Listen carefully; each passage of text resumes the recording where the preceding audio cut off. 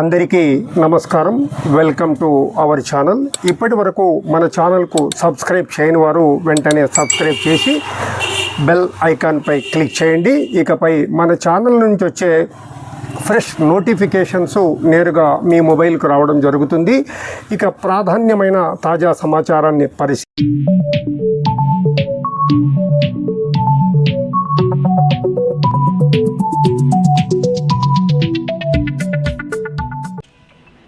ఈ యొక్క తిరుమల తిరుపతి దేవస్థానం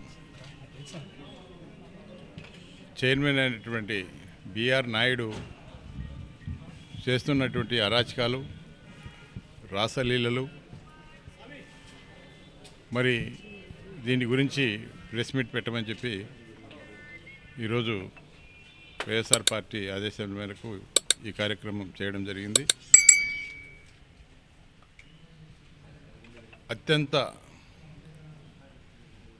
వివాదాస్పదుడుగా బిఆర్ నాయుడు గారు చైర్మన్గా వచ్చిన తర్వాత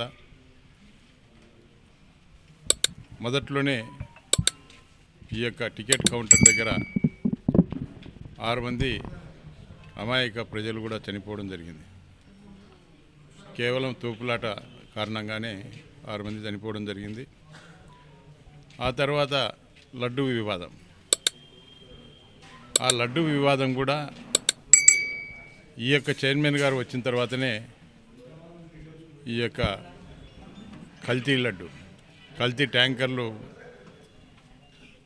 నెయ్యిని తీసుకొని వచ్చి ఎక్కడో గతంలో రిజెక్ట్ చేసినటువంటి 4 ట్యాంకర్లను కూడా మళ్ళీ తిరిగి క్రషర్లో పెట్టి మళ్ళీ తిరిగి తీసుకురావడం, అవన్నీ కూడా మీకు వాస్తవాలు మీకు అందరికీ కూడా ప్రజలకు కూడా తెలుసు.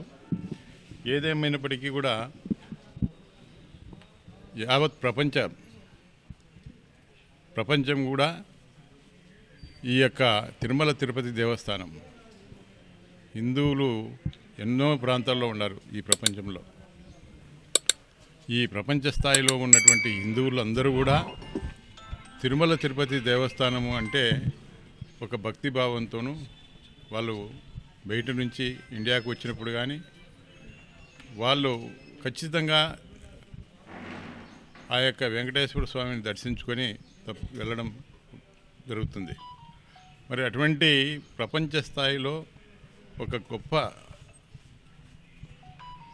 స్థానము కూడా తిరుమల తిరుపతి దేవస్థానానికి ఉంది. మరి అటువంటి తిరుమల తిరుపతి దేవస్థానానికి మరి చైర్మన్గా ఉన్నటువంటి బిఆర్ నాయుడు గారు మరి రోజుకొక వీడియోలు వస్తూ ఉన్నాయి. ఎందుకంటే ఆయన దాదాపు నడవలేని పరిస్థితిలో ఉన్నాడు. దాదాపు 70 సంవత్సరాలకు పైగా ఉన్న వ్యక్తి ఒక మహిళతో అక్రమ సంబంధం పెట్టుకొని రాసలీలలు తేలియాడుతూ ఉన్నాడు. మరి దీని మీద వైఎస్ఆర్ కాంగ్రెస్ పార్టీ తీవ్రంగా స్పందించి ఇటువంటి భక్తిభావము లేనటువంటి ఈ యొక్క బిఆర్ నాయుడు ఏదైతే ఉన్నారో అతన్ని చైర్మన్ పదవి నుంచి తొలగించండి అని చెప్పి మొదటి నుంచి కూడా వైఎస్ఆర్ కాంగ్రెస్ పార్టీ చెప్పడం జరుగుతూ ఉంది. మరి ఎన్నిసార్లు ఎన్నో విధాలుగా ధర్నా రూపంలోనూ నిరసన రూపంలోనూ వైఎస్ఆర్ కాంగ్రెస్ పార్టీ గతంలో కూడా అక్కడగా తిరుమల తిరుపతి దేవస్థానం ప్రాంతంలో కూడా చేయడం జరిగింది.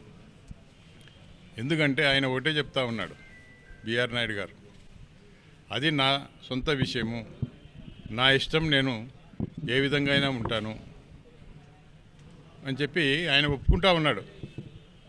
నేను అక్రమంగా ఏమీ చేయలేదు, మరి నేను రాసలీలలు ఆ యొక్క వీడియోలు తప్పు అని చెప్పి ఎక్కడ చెప్పడంలే.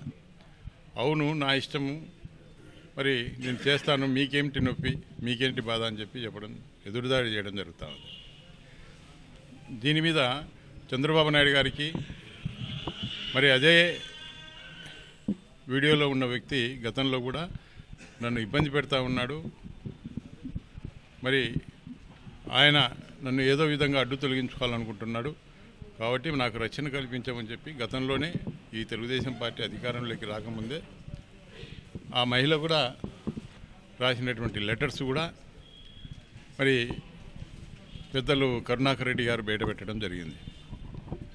ఏదేమైనప్పటికీ కూడా మళ్ళీ ఆమెను కూడా మేనేజ్ చేసి తిరిగి మళ్ళీ మనం పార్టీ మీదనే స్టేట్మెంట్ ఇప్పించడం మరి జరిగింది. మేము ఒకటే తెలియజేస్తూ ఉన్నాం, ఎందుకంటే గతంలో ఎస్వీబీసీ చైర్మన్గా ఉన్నటువంటి పృథ్వీరాజు అనే సినిమా యాక్టర్ మనకు ఈ యొక్క శ్రీ వెంకటేశ్వర స్వామి భక్తి ఛానల్కు చైర్మన్గా ఉండేవారు. ఆయన ఏదో ఒక అమ్మాయితో ఆడియోలో, అది వీడియోలు లేవు ఏం లేవు, ఓన్లీ ఆడియోలో మాట్లాడిన దానికి ఆయన్ను ఆ రోజుల్లో జగన్మోహన్ రెడ్డి గారు చైర్మన్ పదవి నుంచి తొలగేయడం జరిగింది.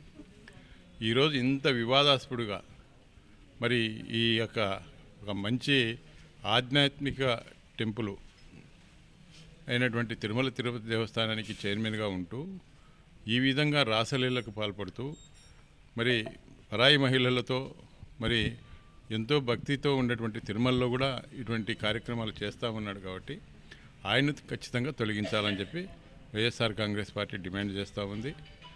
అదేవిధంగా ఇంకా ఆయన పరిపాలన, ఎందుకంటే గతంలో కూడా కాంగ్రెస్ పార్టీ అధికారంలో ఉన్నప్పుడు కానీ, ఆ తర్వాత తెలుగుదేశం వచ్చిన తర్వాత కానీ, ఆ తర్వాత వైఎస్ఆర్ కాంగ్రెస్ పార్టీ అధికారంలోకి వచ్చిన తర్వాత కానీ ఎంతోమంది చైర్మన్